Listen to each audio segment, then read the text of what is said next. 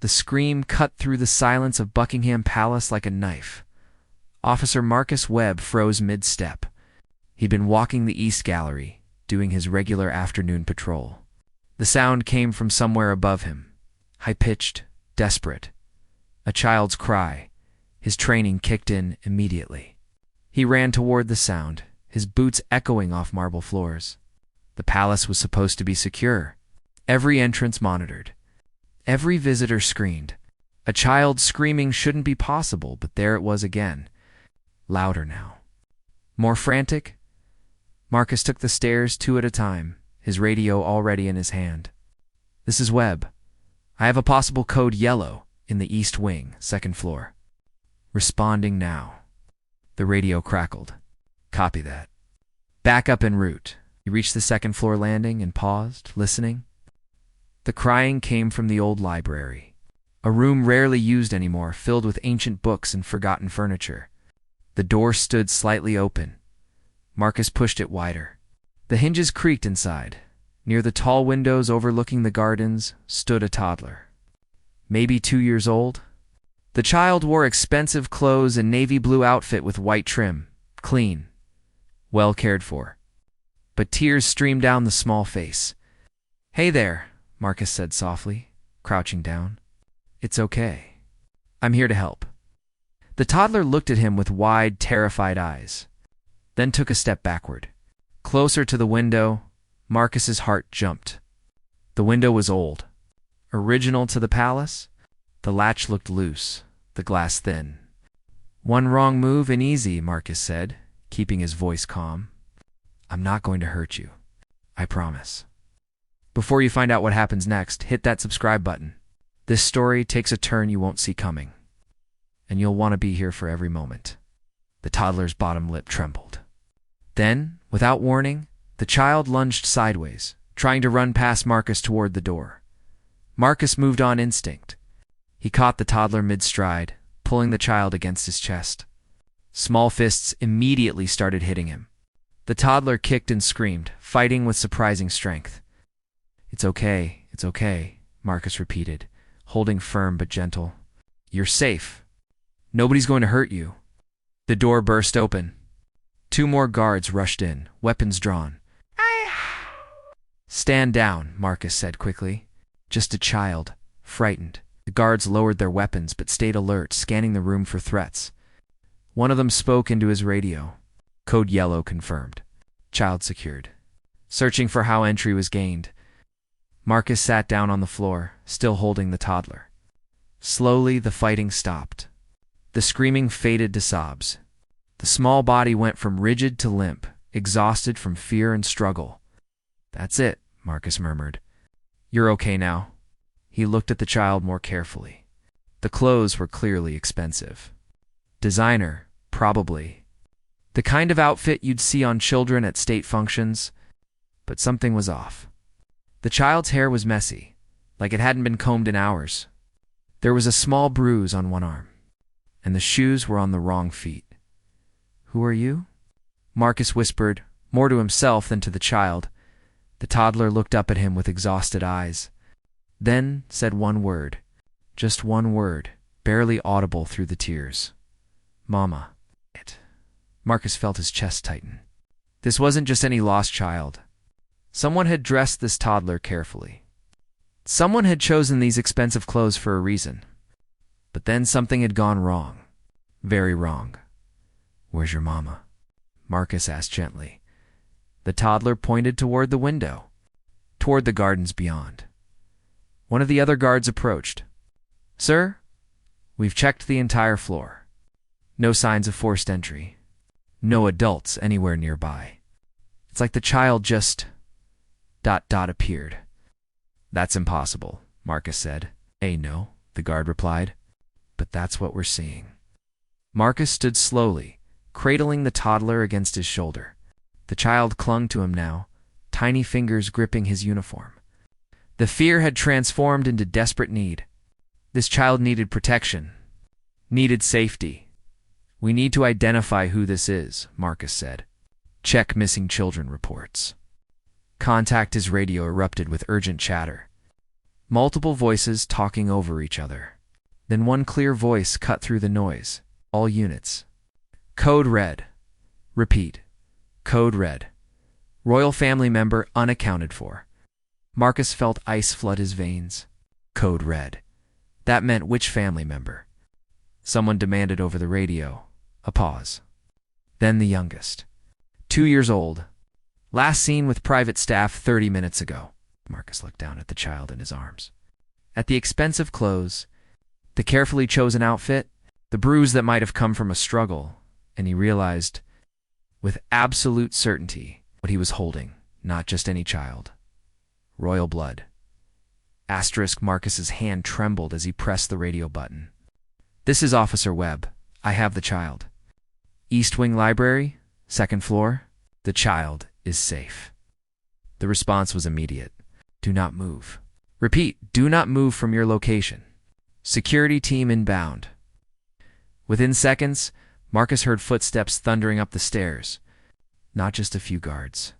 An army of them. The door flew open, and 6 armed officers flooded in, followed by a woman in a sharp business suit. The head of Royal Security, Commander Sarah Chen, her eyes locked onto the toddler in Marcus's arms. Her expression shifted from professional concern to visible relief. Thank God, she breathed. Then her face hardened again. How did this happen? How did the child get here? I don't know, ma'am, Marcus replied. I heard crying. Found the child alone? No adults present. No signs of forced entry. Chen turned to the other guards. Sweep this entire wing. I want every room searched. Every closet. Every shadow. Someone was here. The guards dispersed immediately. Chen approached Marcus slowly, her movements careful and deliberate. May I? She asked, reaching for the toddler. But when she tried to take the child, small arms tightened around Marcus's neck. The toddler buried face against his shoulder and whimpered. No, no, no. Chen pulled back, surprised. The child won't let go of you, fear response, Marcus said. I was the first safe person. The child's bonded temporarily. Then you carry. Follow me. We're taking the child to the royal physician immediately. They moved through the palace corridors at a brisk pace. Staff members stopped and stared as they passed. Word was spreading fast. The youngest royal had been missing. Now the child was back. Carried by a guard, nobody expected to be at the center of this crisis. Marcus felt the weight of every eye on him. He'd been a royal guard for only 8 months. He was nobody special. Just another face in the uniform. And now he was carrying the most precious cargo in England. What happened to the nanny? Marcus asked quietly as they walked. Chun's jaw tightened. That's being investigated. That's not an answer. It's the only answer I can give you right now. They reached the royal apartments. The physician was already waiting, his medical bag open on a table. An older man with kind eyes and steady hands. Put the child on the examination table, he instructed. Marcus tried. But the moment he attempted to set the toddler down, the screaming started again, high-pitched, panicked. The small body went rigid with terror. Double quotes, no. No, no, it's all right, the physician said quickly. You can hold. I'll examine while you hold. Marcus sat in a chair, keeping the toddler cradled against his chest. The physician worked efficiently, checking vitals, examining the bruise on the arm, looking for any signs of injury or distress. Physically, the child appears fine, the physician said after several minutes. Minor bruising, consistent with a fall or brief struggle, no serious injuries. But emotionally, ... He paused. This child has been terrified, traumatized. By what? Chen demanded. That's what we need to determine. The door opened again. This time, a different woman entered. Younger, blonde. Her face was red and blotchy from crying. When the toddler saw her, everything changed. Mama. The child nearly leaped from Marcus's arms.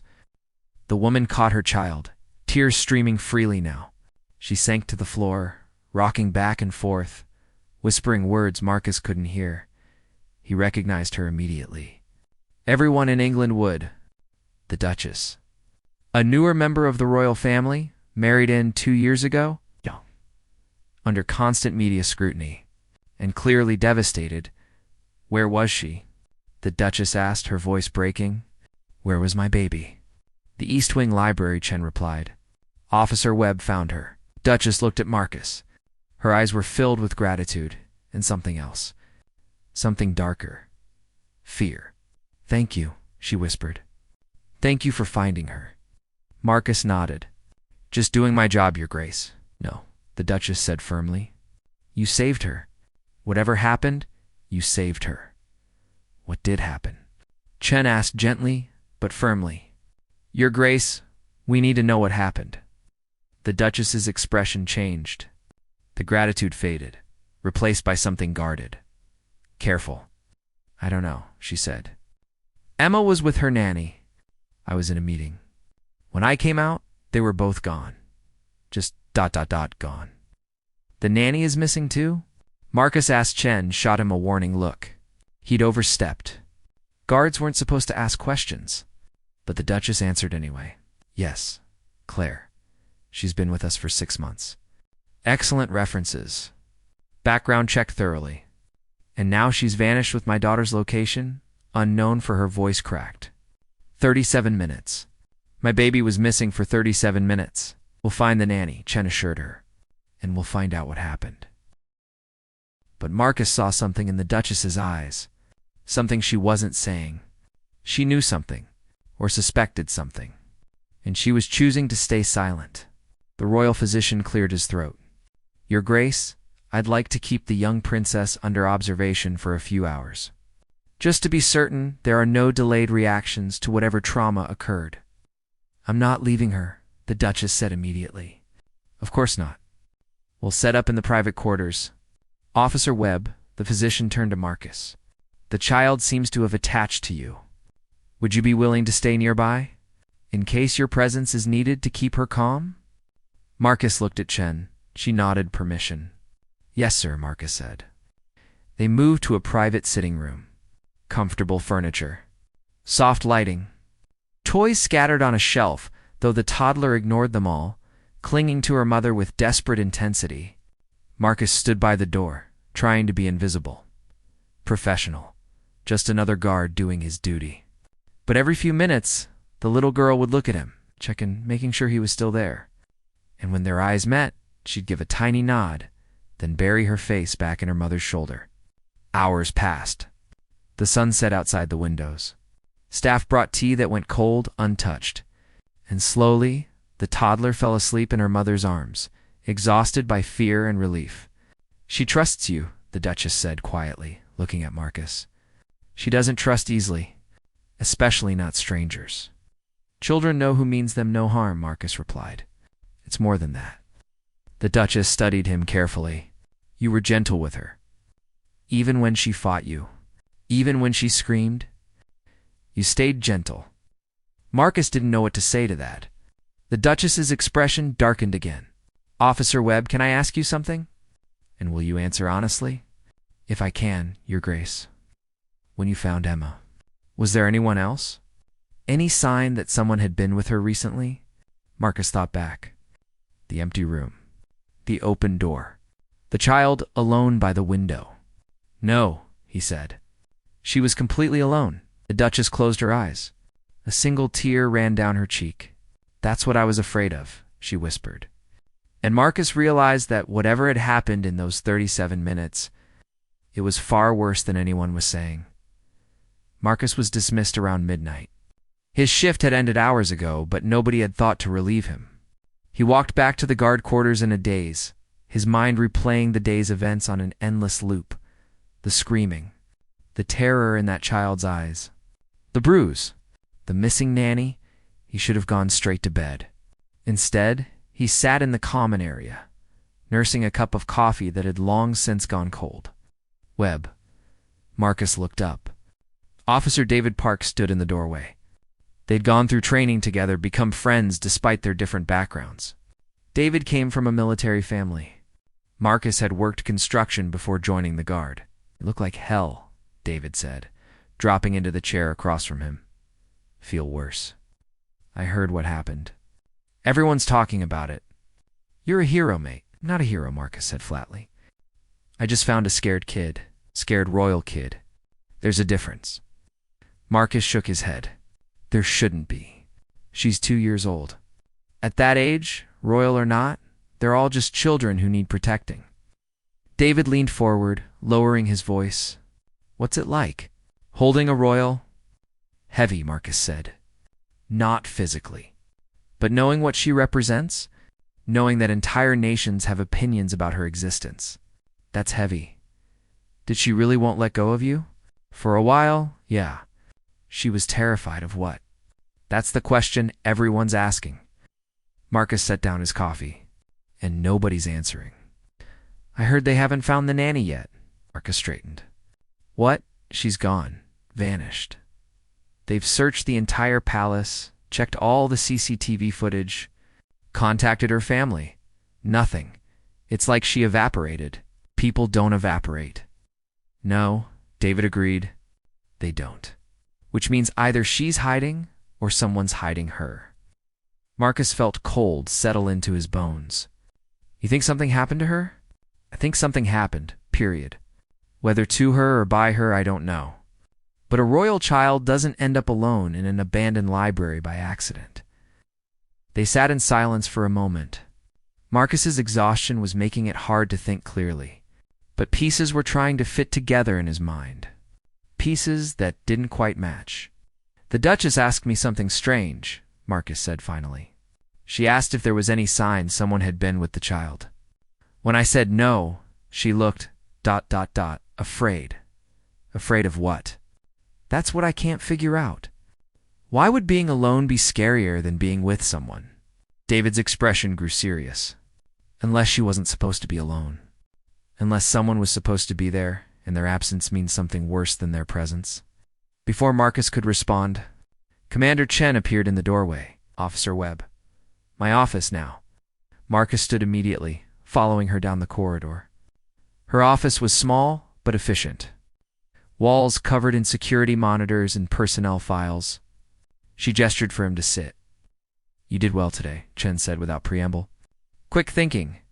Good instincts. The royal family has been notified of your role in recovering the princess. I was just doing my job. Ma'am, yes. And now I need you to continue doing your job in a different capacity. She pulled out a folder and slid it across the desk. You're being temporarily reassigned. Marcus opened the folder. Inside were new duty rosters, clearance updates, and a single photograph. The toddler. The little princess he'd found. Personal protection detail? Marcus asked, surprised. The child has bonded with you. The Duchess has requested your presence during the investigation into what happened. You'll be assigned to the royal apartments. Close protection. Your primary responsibility is ensuring the princess feels safe. Ma'am, I'm not trained for close protection. I'm a general guard.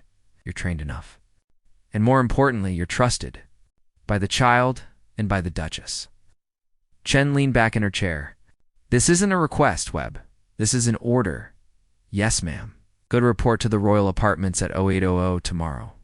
You'll be briefed on protocols and security measures.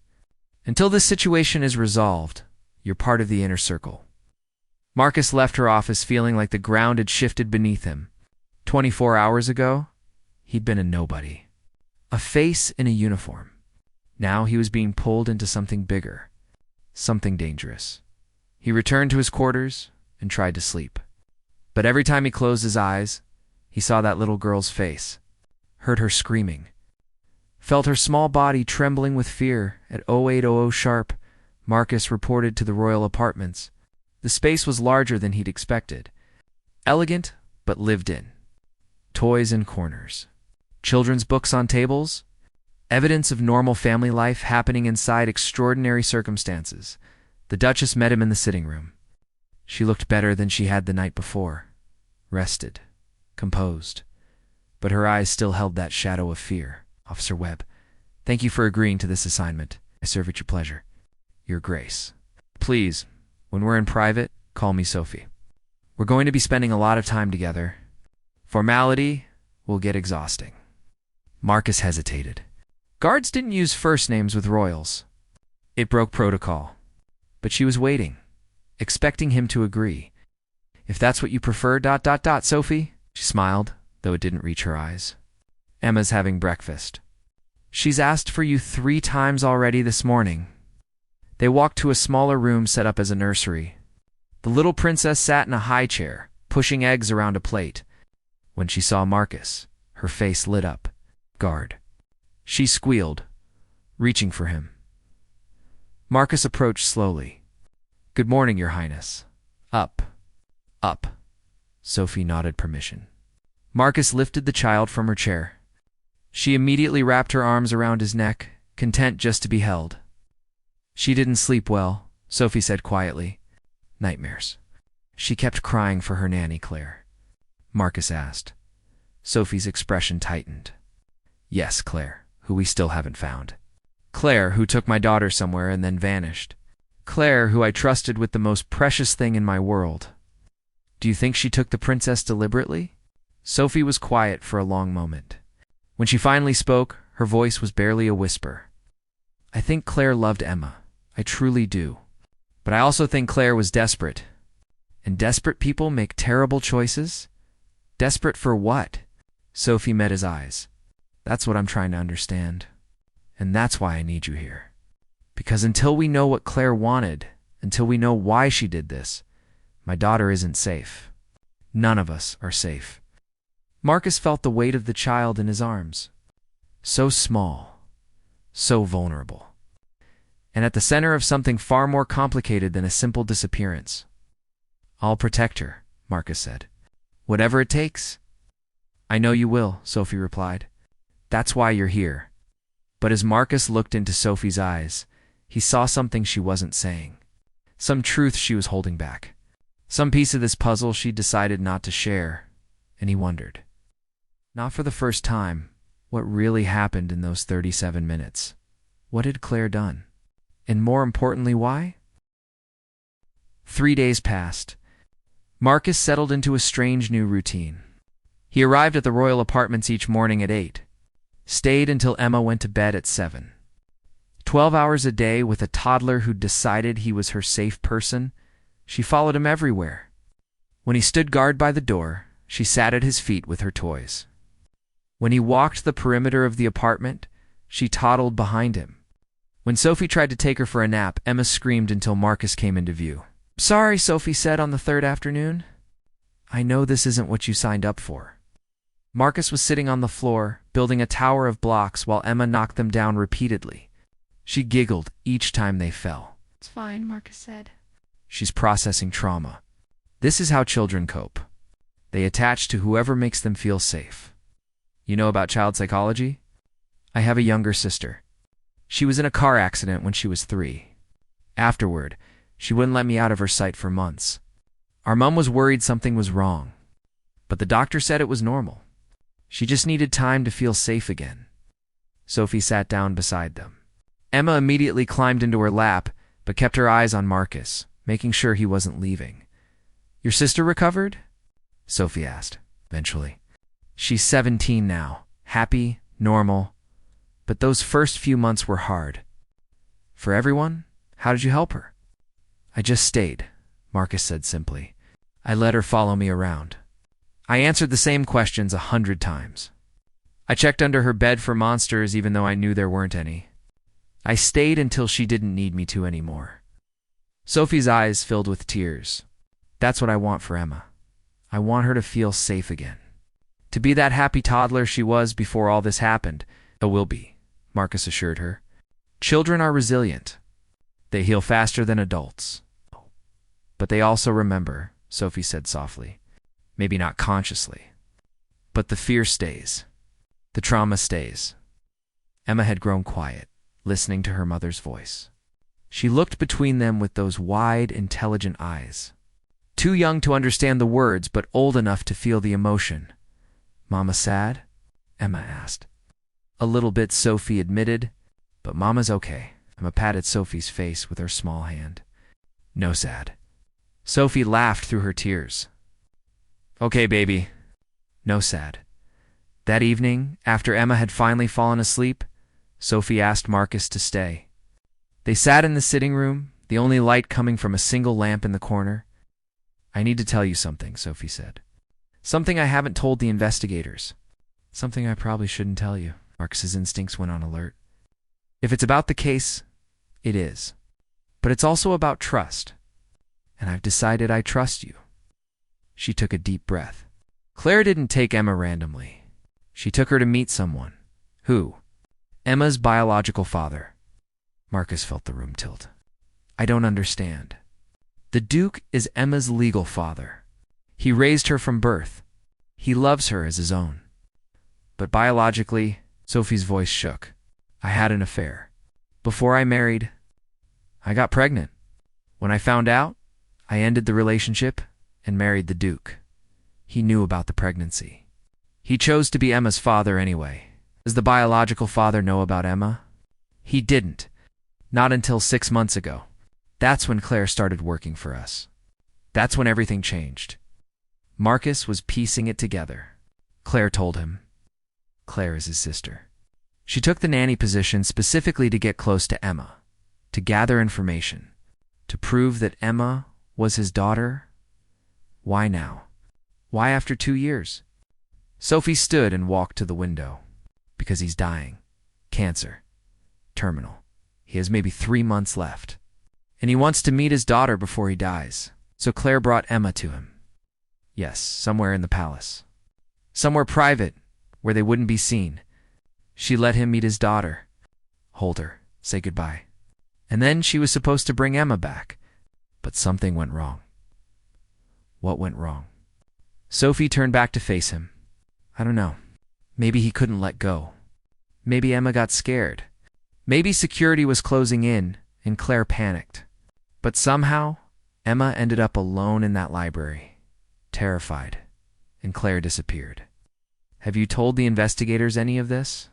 No, because if I do, it becomes a scandal.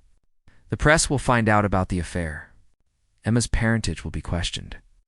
The succession implications alone could be catastrophic. And a dying man will be dragged through the media as a kidnapper when all he wanted was to meet his child. Marcus understood the impossible position she was in. But Claire is still missing. And until she's found, Emma's not safe. What if the biological father tries again? What if Claire helps him? That's why I'm telling you. Because I need someone who knows the truth. Someone who can protect Emma not just from external threats, but from this secret tearing our family apart. Where is he now? The biological father? I don't know. Claire made all the arrangements. She has connections I don't have access to. Places to hide where even palace security can't reach. Marcus thought for a long moment. We need to find him. Not to arrest him. But to resolve this? To let him have his goodbye properly, safely, so Emma isn't caught in the middle. Sophie looked shocked. You'd help arrange that? I'd help end this, Marcus corrected. For Emma's sake. She shouldn't have to carry this secret her whole life. And a dying man shouldn't have to die wondering about his daughter. If the Duke finds out, does he know? About Claire? About the meeting. I haven't told him. I couldn't. He loves Emma so much. It would destroy him. Then we keep it between us. We find Claire. We find the biological father. We let him have one proper visit, supervised and safe. And then we let him go in peace. Sophie stared at him. Why would you risk your career for this? Because I held that little girl while she screamed in terror, and I saw her bruise. And I realized that sometimes doing the right thing means breaking the rules. Marcus stood. But I need something from you. What? His name? And any information you have about where Claire might have taken Emma that day? Sophie hesitated. Then she pulled out her phone and showed Marcus a photograph. A man in his late 30s, handsome but tired looking, wearing a hospital gown. His name is Daniel. Daniel Foster. He was a journalist when I knew him. We worked together on a charity documentary. The affair lasted 3 months. When I found out I was pregnant, I ended it. I never told him why. And Claire, his younger sister, she apparently spent years searching for me. When she finally tracked me down and learned about Emma, she convinced Daniel that he had a right to know his daughter. Does Daniel know Emma is royal? Yes, but I don't think he cares. He just wants to meet her, to know she exists, to tell her he loved her, even if he never got to raise her. Marcus studied the photograph. Daniel had kind eyes, sad eyes, the eyes of a man who'd lost something he never knew he had. I'll find him, Marcus said, and I'll make this right. How? I don't know yet, but I will. That night, Marcus lay awake in his quarters, his mind racing. He'd just agreed to help arrange a secret meeting between a royal child and her biological father. He'd agreed to keep secrets from his superiors, from investigators, from everyone. He should have refused. Should have reported everything Sophie told him, but when he closed his eyes, he saw Emma's face, her terror, her trust. And he knew that sometimes the rules existed to be broken, especially when a child's peace depended on it. Marcus started his search by doing what guards do best, watching and listening. Palace staff talked. Gossip flowed through corridors like water through pipes. And if you paid attention, you could learn almost anything. On his 4th day with Emma, while she napped, Marcus wandered down to the service areas, the kitchens, the laundry, places where staff gathered during breaks. He struck up a conversation with an older woman who'd worked in housekeeping for 30. Her name was Margaret, and she knew every secret corner of the palace. That business with the missing nanny, Marcus said casually. Terrible thing. Margaret shook her head. Poor girl. I met her a few times. Always polite. Always seemed devoted to that baby. Did you ever see her anywhere unusual? Places nannies don't normally go? Margaret thought for a moment. Once, about 2 weeks ago. I was cleaning the North Tower, the old storage area nobody uses anymore. I saw her coming down the stairs. She looked startled to see me. Made some excuse about exploring the North Tower. Marcus kept his voice neutral. What's up there? Old apartments.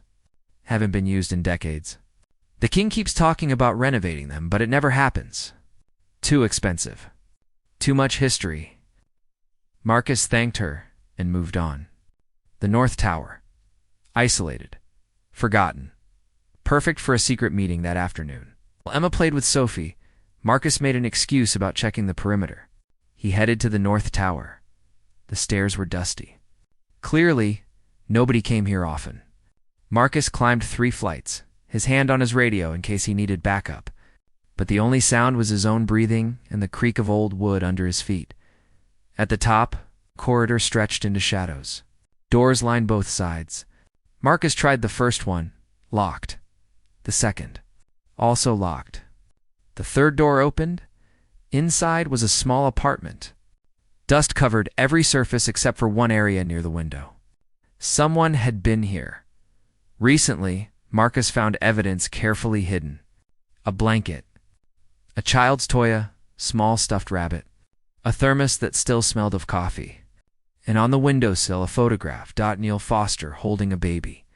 The same man from Sophie's photograph, but younger, healthier, and in his arms. A newborn in a hospital blanket. Marcus's chest tightened. This wasn't Emma. This was an older photo. Maybe Daniel had a child from another relationship. Or maybe this was his sister's baby. He pocketed the photograph and continued searching. In a drawer, he found medical papers. Hospital discharge forms. A prescription bottle with Daniel's name on it, and an address in London. A hospice facility. Marcus had found him. That evening, he told Sophie what he'd discovered. He's been staying here, Marcus said. In the palace. Claire must have smuggled him in.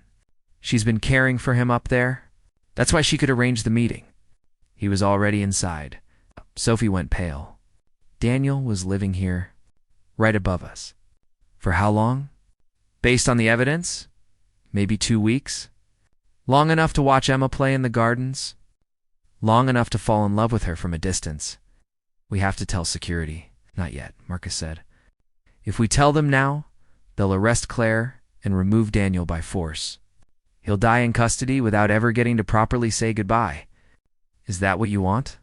Sophie pressed her hands to her face. I don't know what I want. I just want this to be over.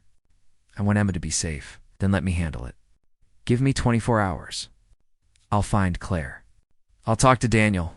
I'll arrange a proper meeting. One where Emma isn't terrified. One where you can be present. Where it's safe and controlled. And if it goes wrong, then you blame me. You say I acted alone. You say I went rogue. I'll take the fall. I can't ask you to do that. You're not asking. I'm offering... Marcus met her eyes. I made a promise to protect Emma. Sometimes protection means solving problems before they become dangers. Sophie was quiet for a long moment. Then she nodded. 24 hours. But if anything seems wrong, if Emma is at risk for even a second, I'm calling it off. Agreed. Aka spent that night planning. He couldn't just walk into a hospice and ask for Daniel. He needed leverage. He needed Claire. The next morning, he left Emma with Sophie and returned to the North Tower. This time, he didn't search. He waited hours past. His legs cramped from standing still. His back ached, but he didn't move. Finally, as afternoon lights slanted through dirty windows, he heard footsteps on the stairs. Claire appeared in the corridor. She looked terrible, exhausted, scared. She carried a bag that probably contained food and medicine. When she saw Marcus, she froze. Don't run, Marcus said calmly. I'm not here to arrest you, then why are you here? To help. But I need you to trust me. Claire's hand moved to her phone. If you sound an alarm, they'll take him. They'll put him in a cell while he's dying. I know. That's why I came alone. Marcus took a step forward. Sophie told me everything. About Daniel, about Emma, about the meeting that went wrong. Claire's eyes filled with tears. We didn't mean to scare her. Daniel just wanted to hold her, to tell her he loved her. But when security started searching, I panicked. I had to hide Daniel. I told Emma to wait in the library. I told her I'd come back, but by the time I got back, she was gone. And guards were everywhere. She was terrified, Marcus said. She had nightmares. I know. God, I know. I've been dying inside thinking about what I did to that baby. Claire's voice broke. But my brother is dying. Really dying. He has days. Maybe. Not weeks. Days. And all he wanted was to meet his daughter. To know she was real. To know he'd left something good in the world. Then let's do it right this time, Marcus said.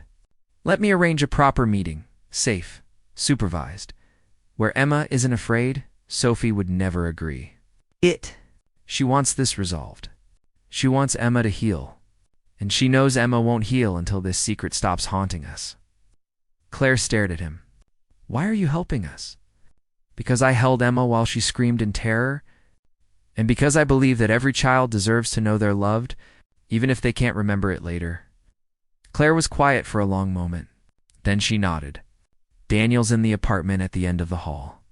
He can barely walk now. The cancer's in his bones. He's in constant pain. But he's still lucid. Still himself? Can I meet him? Yes, but be gentle. He's fragile in ways that aren't just physical. Marcus followed Claire to the last door. She knocked softly. Daniel, someone's here to see you, a weak voice responded. Come in. Marcus entered a small room lit by afternoon sun.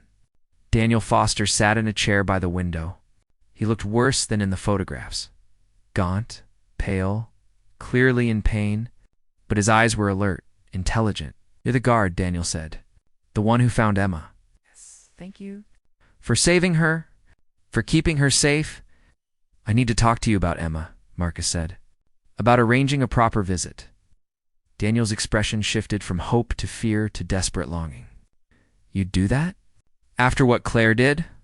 After what I've done? What you did was love your daughter. That's not a crime. The way it happened was wrong. But the feeling? That's human. That's real. Tears ran down Daniel's face. I just want to see her. One more time. I want to tell her I'm sorry. That I love her. That I wish I could have been her father. Marcus pulled up a chair. Then let's make that happen. But we need to do it carefully. For Emma's sake. She needs to feel safe. I'd do anything to make her feel safe. Daniel whispered. Anything. And Marcus believed him. Because sometimes love means letting go. And sometimes it means fighting for just one more moment. One more chance to say goodbye. The meeting was arranged for the following afternoon. Sophie's private sitting room. Just Sophie, Marcus, Daniel, Claire, and Emma. No other guards. No witnesses. Marcus spent the morning preparing Emma without telling her exactly what was happening. He played games about meeting new people, about being brave, about how sometimes sad people need hugs. Emma listened with her usual toddler intensity. Then she patted his cheek and said, "Guard sad too." A little, Marcus admitted, "But it'll be okay." At 2 o'clock, Claire brought Daniel down from the North Tower. Marcus had arranged a wheelchair. Daniel was too weak to walk that far anymore. His skin had taken on a gray tinge. His breathing was labored, but his eyes were bright with desperate hope. Sophie waited in the sitting room, her posture rigid with tension. When Daniel entered, she stood, but didn't approach. "Sophie," Daniel said quietly, "thank you for this." "You didn't have to." "I'm not doing this for you," Sophie interrupted. "I'm doing it for Emma, so she never has to wonder who her biological father was. So this secret doesn't poison her future." Daniel nodded, accepting the boundary. "Where is she?" "Marcus is bringing her." Sophie glanced at the clock. "You have 30 minutes. That's all I can risk. 30 minutes is more than I deserve." Marcus appeared in the doorway, Emma perched on his hip.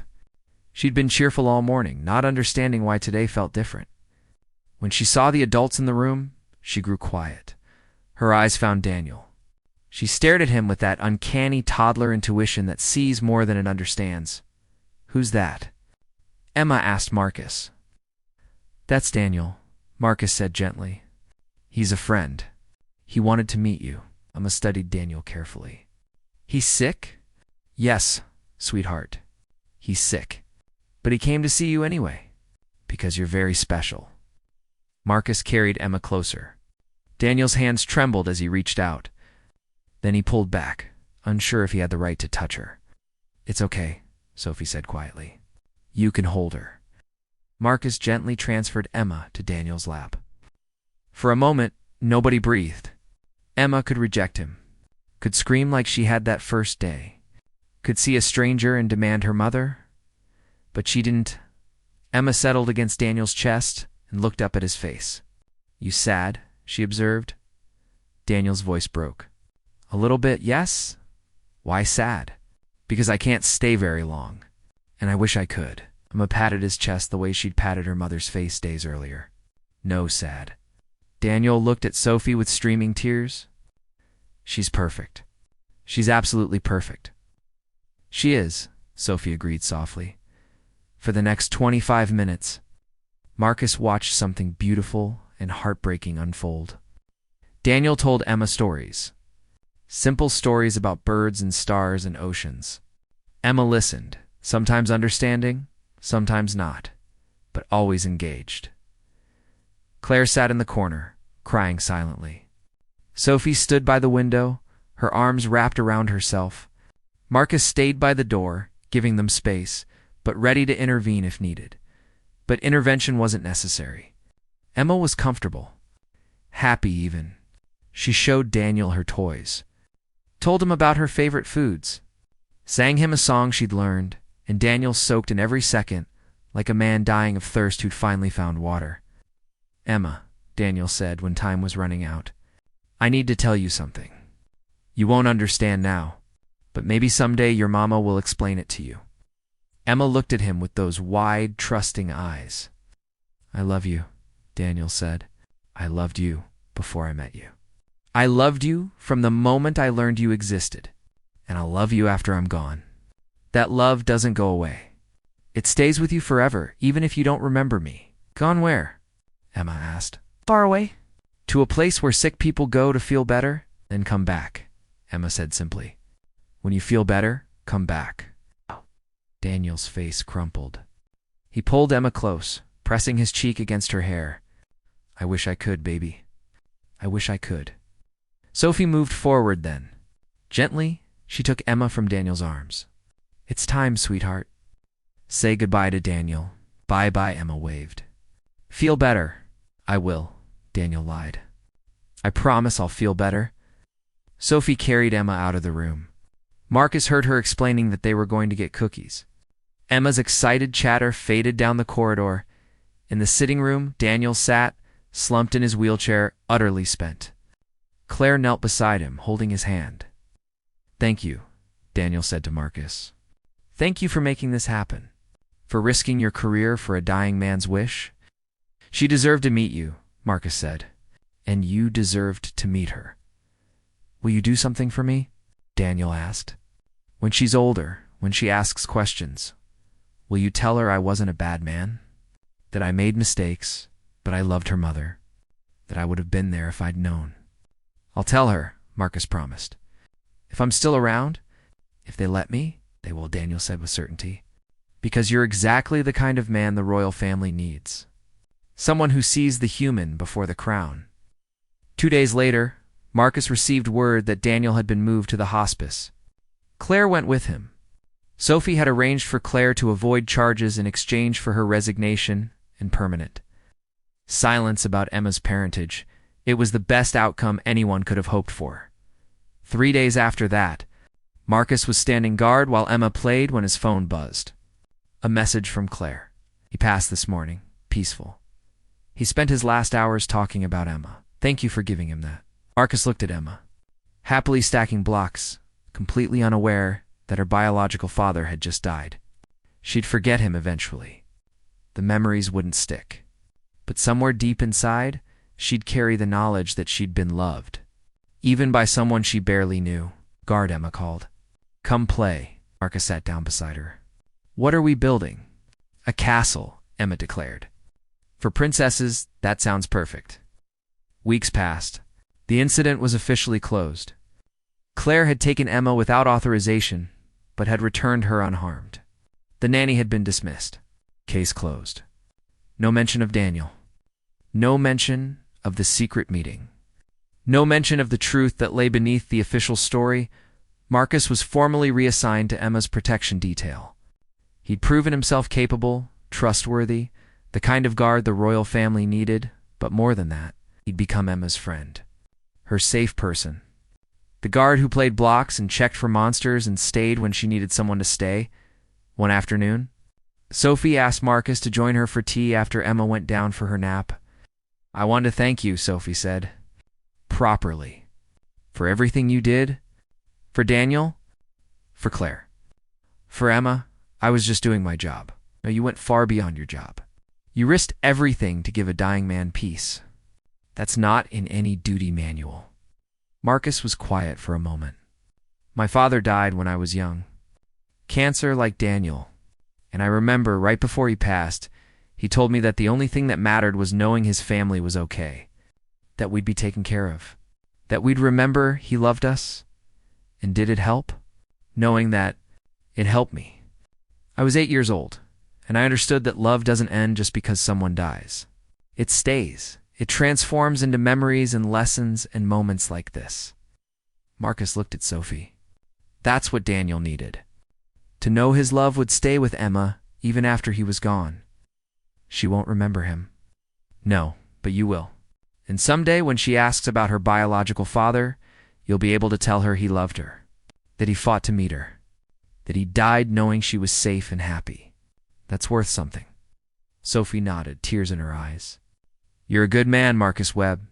Emma's lucky to have you in her life." "I'm the lucky one," Marcus said. "She taught me that sometimes the smallest people carry the biggest lessons. That trust has to be earned, not demanded. That love shows up in unexpected places." 6 months later, Marcus still served as Emma's primary guard. She'd grown, healed.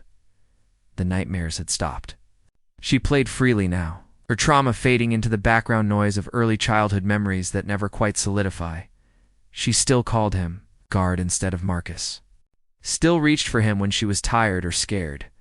Still trusted him absolutely, and Marcus protected her, not just from external threats, but from the weight of secrets that could crush her if she knew them too soon. Someday she'd learn the truth about Daniel. About Claire. About the 37 minutes that changed everything. But for now, she was just Emma, a little girl who loved blocks and stories, and the guard who always stayed, and that was enough. More than enough. It was everything.